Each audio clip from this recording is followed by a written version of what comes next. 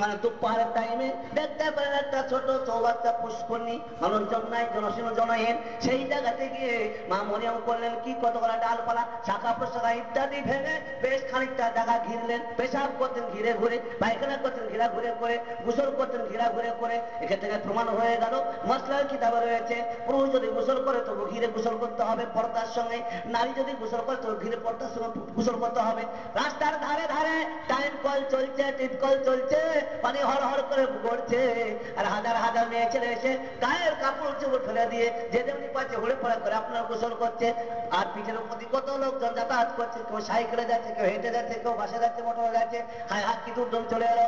পর্দার প্রতি মানুষের একদম গুরুত্ব নাই। এবার গোসল করতে গেলেন, বলা হচ্ছে সেইখানে গিয়ে এবার খানিকটা জায়গা ঘিরে নিলেন, যে যদিও মানব দানব কেউ আমাকে দেখতে পাবে না, কিন্তু হয়তো জীবজন্তু জানোয়ার কীট পতঙ্গ তারা হয়তো আমাকে দেখে নেবেন। এমনকি চোখের মধ্যে এসেছে মা মরিয়মের জামা কাপড় পোশাক আশাক পর্যন্ত কোন পুরুষের নজরে শট করে পড়তো না। বলে সুবহানাল্লাহ। মানটা অমনি বেড়ে যায়নি, মর্যাদা আল্লাহ এমনি দেয়নি। সারা পৃথিবীর বুকে বিনা বাপে তার মাধ্যম দিয়ে একটা যে নবী হিসাবে সন্তান তৈরি করে জগৎকে দৃষ্টান্ত স্বরূপ নমুনা রাখবেন, তার কি সেই চারটাখানি কথা যে সে মেয়ে হবে? আল্লাহ বলেছেন, এ মরিয়মের মা, তোমার বিটি মরিয়ম যেমন পৃথিবীর কোন পুরুষ তার তুলনায় হবে না। বলে সুবহানাল্লাহ। এইবারে কি করবেন? গোসলখানায় গোসল করতে আরম্ভ করেন ঘিরা ঘুরে করে। এমন সময় আল্লাহ পাক করলেন কি, ওই ফাঁকে ওইখানটায় জিবরিল আমিন ফেরেশতাকে একজন পুরুষ সাদৃশ্যের রূপরেখায় পাঠিয়ে দিলেন।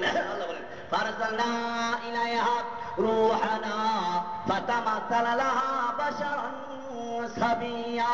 অতঃপর আমি তার নিকটে জিবরিল আমিন ফেরেশতাকে পুরুষ সাদৃশ্যে মানুষ হিসাবে পাঠিয়ে দিলাম। যে পাঠিয়ে দেওয়া হয়েছে, ফেরেশতাদের কাছে কোনো পর্দা নাই, পুশিদা নাই, তাদের কাছে হারাম নাই, হালাল নাই, তাদের কাছে হারাম নাই, হারাম নাই। তারা কেবলমাত্র জ্যোতি দিয়ে, নূর দিয়ে তৈরি, শুধুমাত্র আল্লাহর আদেশ পালনের জন্যই ব্যস্ত থাকেন। সবসময় আল্লাহর হুকুম পালন করতে তারা ব্যস্ত। এই হলো তাদের একটাই কাজ, আল্লাহর হুকুম পালন কিভাবে করবো, বুঝলেন? এরপরে কি করবে? উনি যখন সেই গৃহে, সেই গোসলখানাতে পৌঁছে গেছেন, মা মরিয়ম কি বললেন? ক্বালাত আউযু বিররহমান মিনকা ইন কুনতা তাকিয়া।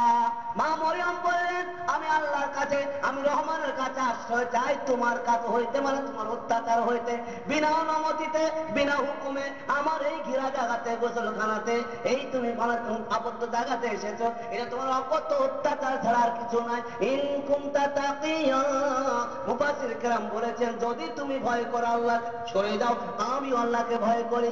ইন কুনতা তাকিয়া, যদি তুমি পরহেজগার হও, তাহলে পরহেজগারের পরিচয় তুমি সরে যাও, আমিও পরহেজগার বটে, আমার কাছ থেকে সরে যাও। বাসে চলছে, অটোরে চলছে, ট্রেকারে চলছে, বোটে চলছে, ট্রেনে চলছে, এখানে সেখানে যাচ্ছে, বিদেশি বৈদেশি সব জায়গায় আছে।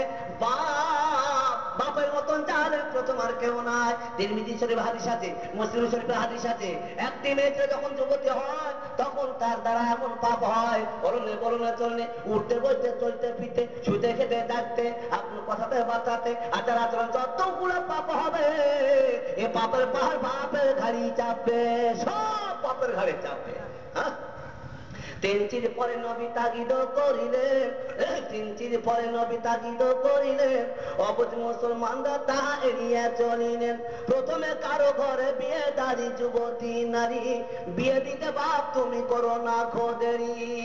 দ্বিতীয় মাতা পিতা ভাই বিরাদের মরিবে যখনো, জানা দাদা ফুলে দেরি করো না কখনো।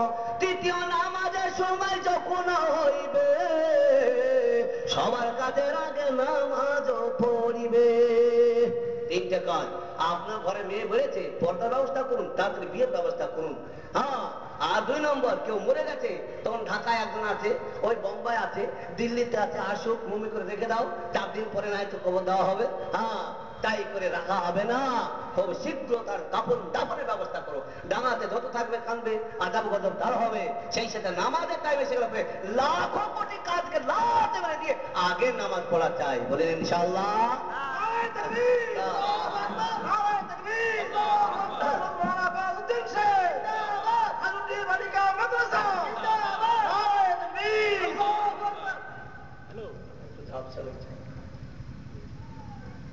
তো এইখানে না এরপর যাবো মিনিট 15 পর শেষ হয়ে যাবে। ভাই সকল, আমাদেরকে তাহলে ভাবতে হবে কোনটা আসল কোনটা নকল। আমাদের লেখাপড়া শিখাতে হবে মা বোনদের। 3টে মেয়েকে জন্ম দিয়ে যদি তাদেরকে লেখাপড়া শিখিয়ে ভালোভাবে মানুষ করে উত্তম পাত্র থেকে পাত্রস্থ করা যায়, তার জন্য জান্নাত কি ওয়াজিব। জান্নাত ওয়াজিব। আজকাল জান্নাত ওয়াজিব হবে তো? হবে তো জান্নাত ওয়াজিব আজকাল? এই মাদ্রাসায় 11টা মেয়ে আজ হাফেজে কোরআন হলো, এদের পিতা মাতার জন্য জান্নাত ওয়াজিব হবে। যদি আবার বাড়ির দোতলা তেতলা বিল্ডিং দেখে, ছেলেটা তলপিটা লম্বা চড়া দেখে, জেন্দিগিতে মসজিদ কারে বলে চিনে না, রমজান মাসে রোজা করে না, বিয়ে টানে, এইরকম ছেলে দেখে ভাত পাও বলে ভাত দেখে বিয়ে দিয়ে দেয়, শেষ। তাহলে মেয়েটার জীবন ধ্বংস হয়ে গেল, বুঝলেন? সেই দিকে লক্ষ্য রাখতে হবে। মেয়ে ছেলের মান সম্মান ইজ্জত আবরু রক্ষা করা দায়িত্ব কি? বহু কথা আছে, আমাকে বলো, হয়তো নতুন তো কথা বলতে অনেকগুলো হয়তো সংখ্যা বাড়ছে, সংগঠিত হতে হচ্ছে। একবার আসলেন ইনশাল্লাহ খোসা ছাড়ি বলার চেষ্টা করবো। এখন আপাতত ভয় ভয় লাগছে। মেয়েরা পড়তে যাচ্ছে, দুঃখজনক কথা শুনেন, মেয়েরা পড়তে যাচ্ছে। আগো কোন ক্লাসে পড়ছে বেটি? ক্লাস 6-এ। বয়স কত হলো? 6-12 নেই 13, ক্লাস 6-এ। ভেবে নেন তখন থেকে প্রেম শিখছে। বলতে লজ্জা না? তখন থেকে প্রেম শিখছে। পরের বছর চলছে 7-এ, ক্লাস 7-এ। তার মানে 13 থেকে 14 বছর বয়স হলো, 7-এ। বন্ধু বন্ধুর কাছে লাইফ হয়ে গেছে, সেই ভ্যানে দেখল না, সেই ভ্যানে দেখাচ্ছে, সেই ভ্যানে স্পর্ধা। এ শিক্ষা দিল স্কুল কলেজে যাই শিখিয়েছে। ক্লাস 8-এ, পরের বছর পড়ছে ক্লাস 8-এ। তখন বলছে আরে কোনটা রে? দেখে 8-এ রে, 8-এ দেখাচ্ছে, 8-এ। খুশি হচ্ছে, বাপ দেখলেও খুশি, ভাই বন্ধু সবাই দেখছে খুশি। এর মধ্যে কোনো প্রতিরোধ নাই, প্রতিবন্ধকতা নাই। আল্লাহ। পরের বছর চলছে 9-এ, তখন ভালো লাইন পেয়েছে, চলছে লাইনে। ভাই দুঃখের কোনো কারণ নাই, যা দেখছি তাই বলছি। তারপরে বছর ট্রেনে, তখন প্রেমে গেছে জমে, চলছে টেনে চলছে। ভাই দিনামানা চর্চা, একটু খাতাটাকে জড়িয়ে নিচে নিয়ে, আজকে ভালো বই আছে, আজ বেশি দেরি করবো না, শনিবার, আজকে ভালো বই আছে। এইসব শিক্ষা কোথা থেকে পেল? মৌলানা মাসুদ আজহারি তিনি কাঁদতে কাঁদতে বললেন, বাড়িতে টিভি নয়, টিভি, যার বুকে টিভি লেগে গেছে টাকার বাঁচতে হবে না, টিভি। সেই টিভির সামনে কানে জোয়ান বিটি বসে বসে টিভি দেখছে, আর মিঠন আর অমিতাভ বচ্চন, অমরেশপুরী, এদিকে প্রসঞ্জিৎ, কোথাকার কোন দেশের নায়ক নায়িকারা এইভাবে মজা লুটছে। কে কার হাত ধরে টানছে, কে কার মুখে চুমে খাচ্ছে, কে কাকে চিৎকারে পারছে, আর জোয়ান বিটি দেখতে, বাপ তুমি এমন জানেন, তোমার মতন জানেন পৃথিবীতে কে আছে? সর্বপ্রথম তোমার বিটিটাকে এইরকম টিভিতে বসাবার সুযোগ তুমি দিয়েছো, এরকম জানেন তুমি? বাপ তোমাকে জাহান্নামে যেতেই হবে, কোনো উপায় নাই। ভাই সকল, বাপ জালেম, বুঝলেন? মেয়ে ছেলেদের উপরে পুরুষরা জালেমগিরি করছে, মেয়েরাও নিজের রাস্তাকে ভুল করে চলছে। ভাই আমি আর বেশিক্ষণ হয়তো থাকবো না, মোটামুটি একটা অফার আল্লাহ নবী দিয়ে গেছেন, সেই অফারের কথাটা আপনাদের সামনে বলে, সামান্য একটা আমার মনের কথা আছে যেটা মাদ্রাসার পক্ষ থেকে, সেটাও আমি বলবো বলে আমার বক্তব্য থেকে অবসর নিব। একটু দুরূদ পড়ি, আল্লাহুম্মা সাল্লি আলা মুহাম্মাদ ওয়া আলা আলি মুহাম্মাদ কামা সাল্লাইতা আলা ইব্রাহিম ওয়া আলা আলি ইব্রাহিম ইন্নাকা হামিদুম মাজিদ। আল্লাহুম্মা বারিক আলা মুহাম্মাদ ওয়া আলা আলি মুহাম্মাদ কামা বারাকতা আলা ইব্রাহিম ওয়া আলা আলি ইব্রাহিম ইন্নাকা হামিদুম মাজিদ।